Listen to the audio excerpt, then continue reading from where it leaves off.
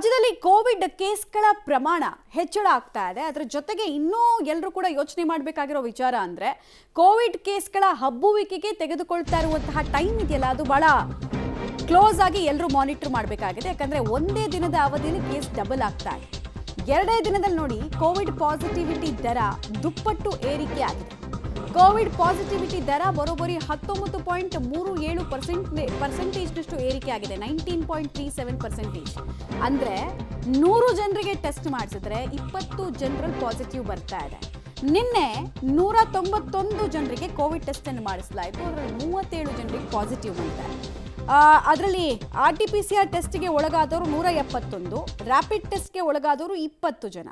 So May 25ನೇ ತಾರೀಕು positivity rate single ಡಿಜಿಟ್ನಲ್ಲಿತ್ತು, 8% ಇತ್ತು. ಆದರೆ ನೆಕ್ಸ್ಟ್ ಡೇನೆ 19.37% ಏರಿಕೆ ಆಗಿದೆ. ಅಂದರೆ ವೈರಾಣು ದ್ವಿಗುಣ ಆಗೋದಕ್ಕೆ ತೆಗೆದುಕೊಳ್ತಾ ಇರೋ ಸಮಯ 24 ಗಂಟೆಗಿಂತ ಕಡಿಮೆ. ಡೀಟೇಲ್ಸ್ ಕೊಡ್ತಾರೆ, ನೇರ ಸಂಪರ್ಕದಲ್ಲಿ ಜಾಯಿನ್ ಆಗ್ತಾ ಇದ್ದಾರೆ ಲೋಕೇಶ್.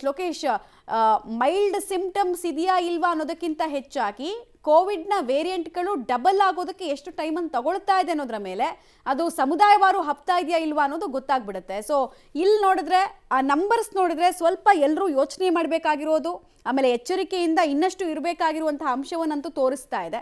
ಆರೋಗ್ಯ ಇಲಾಖೆ ಏನು ಹೇಳ್ತಾ ಇದೆ ಈ ಮಲ್ಟಿಪ್ಲೈ ಆಗ್ತಾ ಇರುವಂತಹ ಸಮಯಕ್ಕೆ ಸಂಬಂಧಪಟ್ಟಂತೆ? ಮತ್ತೆ ಈಗ ಪಾಸಿಟಿವಿಟಿ ರೇಟು ಡಬಲ್ ಆಗುವಂಥ ವಿಚಾರವನ್ನು ಈಗ ಗಂಭೀರವಾಗಿ ಪರಿಗಣಿಸಿರುವಂಥದ್ದು. ಕಳೆದ 20 ದಿನಗಳಿಂದ ಕೂಡ ಕೋವಿಡ್ ಕೇಸ್ಗಳ ಸಂಖ್ಯೆ ಹೆಚ್ಚಾಗ್ತಾ ಇದೆ. ಆದರೆ ಆರೋಗ್ಯ ಇಲಾಖೆ ಈಗ ಕಳೆದ 3-4 ದಿನಗಳಿಂದ ಟೆಸ್ಟ್ ಮಾಡಲಿಕ್ಕೆ ಈಗ ಹೊರಡ್ತಾ ಇರುವಂಥದ್ದು.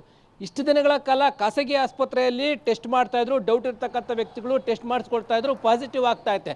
ಈಗ ಎಲ್ರಿಗೂ ಕೂಡ ಟೆಸ್ಟನ್ನು ಜಾಸ್ತಿ ಮಾಡಿದ್ರೆ ಸಾಮಾನ್ಯವಾಗಿ ಕೇಸ್ಗಳು ಸಡನ್ನಾಗಿ ಏರಿಕೆ ಆಗಲಿಕ್ಕೆ ಸಾಧ್ಯ ಆಗುತ್ತೆ, ಏರಿಕೆ ಆಗುತ್ತೆ ಕೂಡ. ಅಂಥ ಒಂದು ಮುನ್ಸೂಚನೆಯನ್ನು ಈ 2 ದಿನಗಳಲ್ಲಿ ಗೊತ್ತಾಗ್ತಾ ಇದೆ. 25ನೇ ತಾರೀಕು ಪಾಸಿಟಿವಿಟಿ ರೇಟು 8% ಇತ್ತು. ಈಗ 26ನೇ ತಾರೀಕು ಬರುವ ವೇಳೆಗೆ 19.37% ಏರಿಕೆ ಆಗಿದೆ. ಅಂದರೆ ಡಬಲ್ ಆಗ್ತಾ ಇರುವಂಥದ್ದು. ಹಾಗಾಗಿ ಕೇಸ್ ಹೆಚ್ಚಳ ಆಗೋದ್ರ ಜೊತೆಗೆ ಪಾಸಿಟಿವಿಟಿ ರೇಟನ್ನು ಕಡಿಮೆ ಮಾಡಬೇಕು ಎನ್ನುವಂಥದ್ದು ಆರೋಗ್ಯ ಇಲಾಖೆ ಮುಂದಿರುವಂಥ ಚಾಲೆಂಜು. ಜೊತೆಗೆ ಅದಷ್ಟೇ ಅಲ್ಲದೆ ಇಲ್ಲಿ ಗಂಭೀರವಾಗಿ ಪರಿಗಣಿಸಬೇಕಾದಂಥ ವಿಚಾರ ಅಂತಂದರೆ ಯಾರು ಹೈ ರಿಸ್ಕ್ ಇರ್ತಾರೆ, ಹೈ ರಿಸ್ಕ್ ಇರ್ತಕ್ಕಂಥ ವ್ಯಕ್ತಿಗಳಿಗೆ ಏನಾದರೂ ಸ್ಪ್ರೆಡ್ ಆದರೆ ಅದು ತುಂಬ ಅಪಾಯಕಾರಿ ಆಗುತ್ತೆ. ಆ ನಿಟ್ಟಿನಲ್ಲಿ ಈಗಾಗಲೇ ಇದು ಕೋವಿಡ್ ಈ ಪ್ರಮಾಣದಲ್ಲಿ ಸ್ಪ್ರೆಡ್ ಆಗ್ತಾ ಇದೆ ಅಂತಂದರೆ ಟೆಸ್ಟಿಂಗನ್ನು ಹೆಚ್ಚಳ ಮಾಡಿ ನಿಯಂತ್ರಣ ಮಾಡಲಿಕ್ಕೆ ಮುಂದಾಗಬೇಕಾಗುತ್ತೆ. ಇಲ್ಲದೆ ಇನ್ನೂ ಒಂದು ವಾರ ಕಾದು ನೋಡೋಣ ಅಂತ ನಿರ್ಲಕ್ಷ್ಯ ಮಾಡಿದ್ರೆ ಮತ್ತಷ್ಟು ರೈಸ್ ಆಗುವ ಸಾಧ್ಯತೆಗಳು ಹೆಚ್ಚಿರ್ತಕ್ಕಂಥದ್ದು. 100 ಜನರಿಗೆ ಮಾಡಿದ್ರೆ 20 ಜನರಿಗೆ ಪಾಸಿಟಿವ್ ಆಗ್ತಾ ಇದೆ ಅಂತಂದರೆ ಅಲ್ರಿ, 1000 ಟೆಸ್ಟ್ ಮಾಡಿದ್ರೆ 200 ಜನರಿಗೆ ಪಾಸಿಟಿವ್ ಆಗುವಂಥ ಚಾನ್ಸಸ್ಸು ಇದೆ. ಆ ನಿಟ್ಟಿನಲ್ಲಿ ಆ ಪ್ರಮಾಣದಲ್ಲಿ ಮತ್ತೆ ಕಮ್ಯುನಿಟಿ ಒಳಗಡೆ ಹೋಗಿ ಹಬ್ಬುವಂಥ ಮಟ್ಟಕ್ಕೂ ಕೂಡ ಹೋಗುವ ಚಾನ್ಸಸ್ ಇರುತ್ತೆ. ಆರೋಗ್ಯ ಇಲಾಖೆ ಇದನ್ನು ಗಂಭೀರವಾಗಿ ಪರಿಗಣಿಸಿ ಈ ವಾರದಲ್ಲೇ ನಿನ್ನೆ CM ಸಭೆ ಮಾಡಿ ಒಂದಷ್ಟು ಮುಂಜಾಗ್ರತಾ ಕ್ರಮಗಳನ್ನು ಕೈಗೊಳ್ಳಿ ಅಂತ ಹೇಳಿದರೆ, ತಾಂತ್ರಿಕ ಸಲಹಾ ಸಮಿತಿ ಪ್ರತಿ ವಾರ ಕೂಡ ಆಗ್ತಕ್ಕಂಥ ಬೆಳವಣಿಗೆಗಳ ಬಗ್ಗೆ ಅವಲೋಕಿಸಬೇಕು, ಜೊತೆಗೆ ಸಂಬಂಧಪಟ್ಟಂತೆ ವರದಿ ಕೊಡಬೇಕು ಅಂತೇಳಿ ಮುಖ್ಯಮಂತ್ರಿಗಳೇ ಸೂಚನೆಯನ್ನು ಕೊಟ್ಟಿರುವಂಥದ್ದು. ಹಾಗಾಗಿ ಈ ವಾರ ತಾಂತ್ರಿಕ ಸಲಹಾ ಸಮಿತಿ ಈ ಒಂದು ಪಾಸಿಟಿವಿಟಿ ರೇಟು ಏರಿಕೆಯನ್ನು ನೋಡಿಕೊಂಡು, ಸ್ಪ್ರೆಡ್ಡಿಂಗ್ ಪ್ರಮಾಣವನ್ನು ನೋಡಿಕೊಂಡು ಯಾವ ರೀತಿಯಾದಂಥ ಮುಂಜಾಗ್ರತಾ ಕ್ರಮವನ್ನು ಬಿಡುಗಡೆ ಮಾಡ್ತಾರೆ ಅನ್ನುವಂಥದ್ದನ್ನು ಕಾದು ನೋಡಬೇಕಾಗಿದೆ.